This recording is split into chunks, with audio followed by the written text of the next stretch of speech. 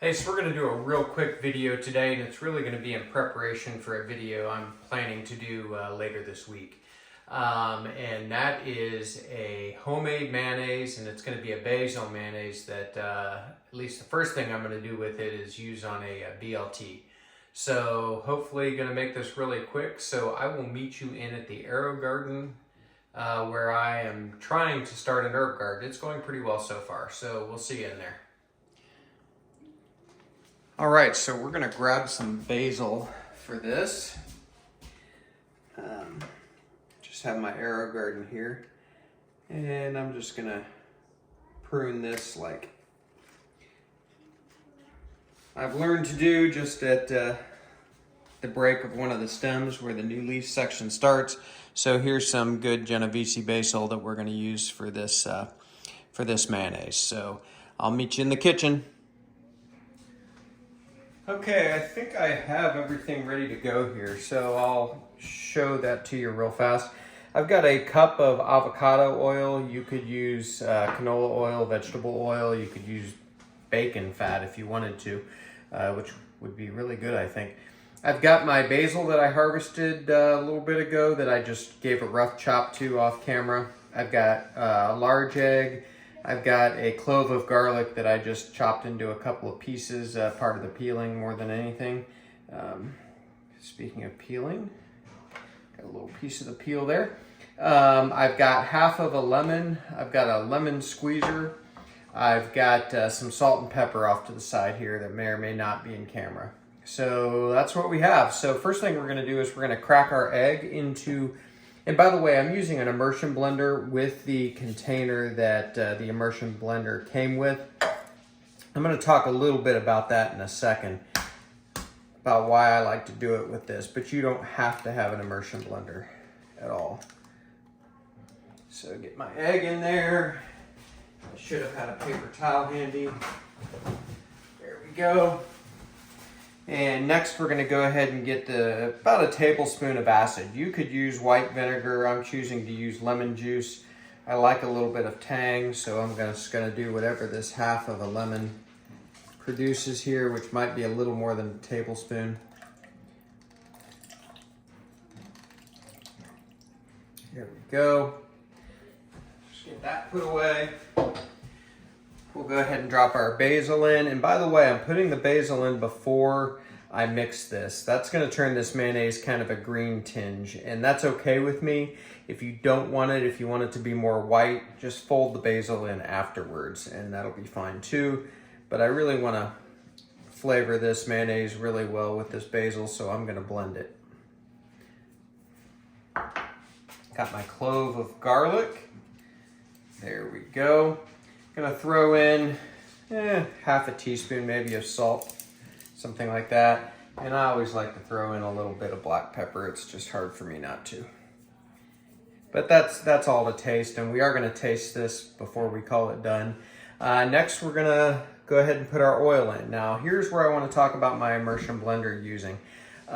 If you were using a whisk or even a food processor, you would want to drizzle the oil in slowly as you mixed your mayonnaise. Because I'm using an immersion blender and I'm going to start at the bottom of this emulsion or the start of the emulsion and work my way up, it's going to incorporate the oil slowly, almost the same way as if you were drizzling it in slowly. You can't just put all the oil in and whisk it, or you can't put all the oil in and use a food processor. It's really because I'm using the immersion blender that this works. So again, if you were using a food processor or whisking, just drizzle in the oil slowly. As your emulsion gets built, you can go quicker and quicker with the oil. But now I'm just going to use the emulsion blender, and I'm gonna just slowly raise it as my emulsion gets created. So here we go.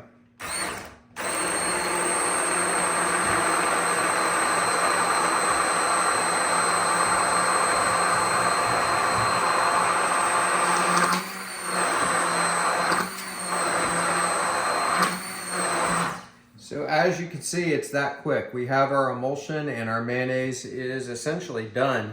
I am going to blend this a little bit more.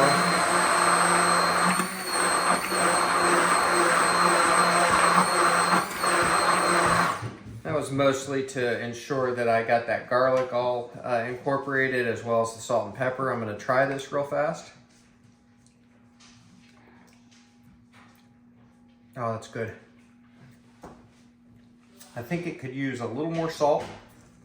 So I'm just going to add a pinch, and I'll go ahead and add a little more pepper too.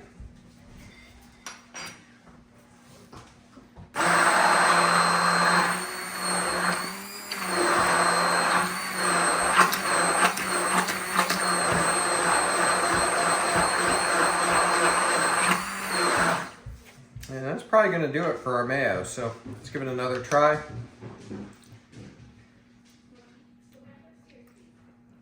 Really good. Now this will thicken up as it's in the refrigerator. So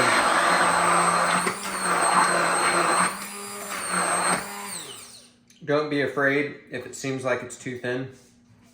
After it sits in the refrigerator and cools off, cools down, it will thicken up. And man, do I have a big enough container for this? I think I do. So now we're just going to throw it in a container with a good sealing lid. And I'm going to break this mayo out when we do a BLT later this week. And it's going to make this BLT just awesome. So as much as I love Duke's and Kewpie mayo, and I will always use those, it's kind of fun making your own mayonnaise and super simple.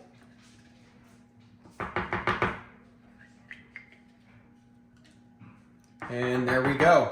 So there is our homemade mayonnaise. Try it one more time.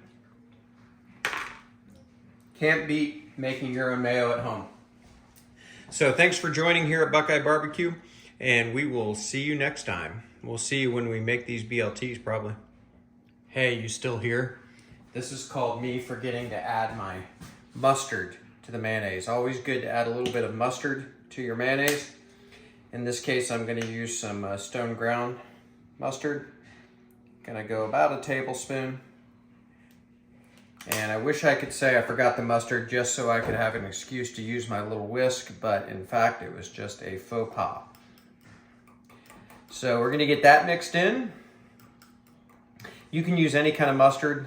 Dijon mustard is great. Even just regular yellow mustard is fine. I decided I wanted to use this stone ground today. And let's try this again. That's freaking awesome. So there we go. Now our mayonnaise is actually finished. Thanks for sticking around, and we will see you next time.